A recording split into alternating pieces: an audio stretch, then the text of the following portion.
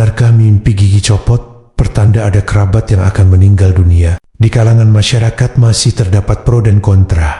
Apakah hal tersebut benar-benar fakta atau sekedar mitos belaka? Untuk menengahi pro dan kontra tersebut, mari kita simak pendapat para ahli agama sebagai berikut. Sebagai pembuka, perlu disampaikan bahwa tidak ada satupun manusia, baik itu laki-laki maupun perempuan yang sudah dewasa maupun yang masih anak-anak, kecuali pasti pernah mengalami mimpi di saat tidur. Begitu banyak dalil-dalil sahih yang menjelaskan hakikat mimpi ini, namun tetap saja mimpi masih menjadi salah satu pintu masuk terjadinya khurafat dan perilaku yang menyimpang dari ajaran Islam. Banyak kita jumpai orang yang mengambil keputusan dan menentukan hubungannya dengan orang lain berdasarkan mimpi yang ia alami. Banyak juga yang menjadi optimis ataupun pesimis akan suatu hal yang ia alami hanya karena ia melihat mimpi yang menenangkannya ataupun mimpi yang mengganggunya. Di sisi lain, banyak sekali manusia yang mengaku-ngaku ahli di dalam menafsirkan mimpi, padahal ia sama sekali tidak berkecimpung di bidang tersebut, memanfaatkan obsesi dan rasa ingin tahu manusia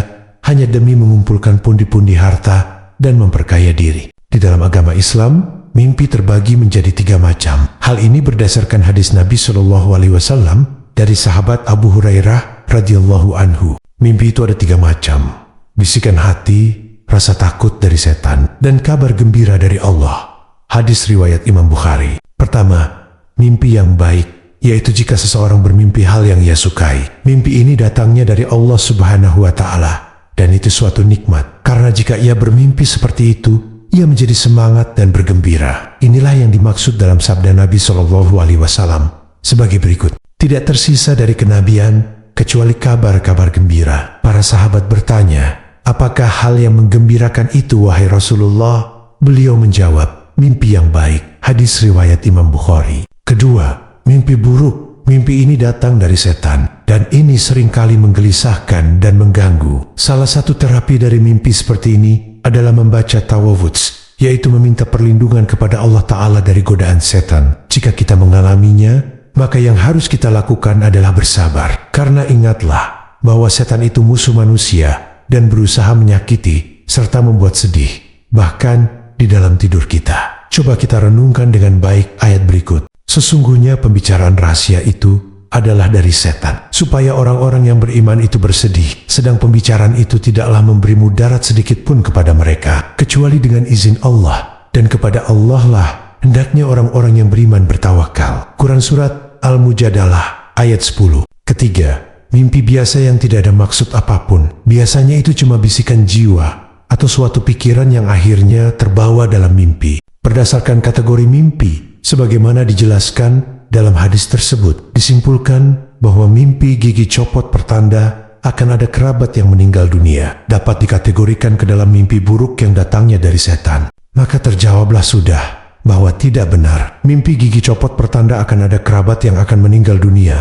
Sekali lagi, tidak benar. Lalu bagaimana mensikapi mimpi yang baik dan mimpi yang buruk? Rasulullah SAW bersabda, jika seseorang di antara kalian bermimpi dengan sesuatu yang menggembirakannya, ketahuilah bahwa itu merupakan karunia dari Allah. Hendaklah ia memuji Allah, lalu ia boleh menceritakan mimpi tersebut. Hadis riwayat Imam Bukhari. Rasulullah SAW juga bersabda di dalam riwayat lain, jika ia melihat mimpi yang baik, maka ia memberikan kabar gembira, dan janganlah kalian ceritakan, kecuali pada orang yang juga ikut menyukai mimpi tersebut. Hadis riwayat Imam Muslim. Namun jika seseorang bermimpi dengan sesuatu yang ia benci, maka Nabi juga sudah memberikan beberapa arahan untuk menghadapinya. Rasulullah SAW bersabda, jika kalian mimpi sesuatu yang tidak kalian suka, maka memohonlah perlindungan pada Allah atas keburukan mimpi tersebut dan dari keburukan setan. Meludahlah 3 kali, dan jangan kalian ceritakan pada siapapun, maka mimpi buruk itu tidak akan membahayakan pada kalian. Hadis riwayat Imam Bukhari. Di dalam hadis lain disebutkan, jika kalian mimpi sesuatu yang tidak kalian suka, maka memohonlah perlindungan pada Allah atas keburukan mimpi tersebut dan dari keburukan setan. Meludahlah 3 kali, dan jangan kalian ceritakan pada siapapun, maka mimpi buruk itu tidak akan membahayakan pada kalian. Hadis riwayat Imam Bukhari. Rasulullah SAW juga bersabda dalam riwayat lain, Barang siapa yang bermimpi sesuatu yang tidak disukai, maka jangan ceritakan pada siapapun. Berdiri, lalu salatlah. Hadis riwayat Imam Bukhari. Demikianlah yang dapat disampaikan. Semoga kita terhindar dari khurafat. Bagikan ke teman lainnya, insya Allah menjadi ilmu yang bermanfaat. Dan jangan lupa subscribe. Dan yang subscribe saya doakan dipanjangkan umurnya, disehatkan jasmaninya, dan diluaskan rizkinya. Amin. Ya Robbal Alamin.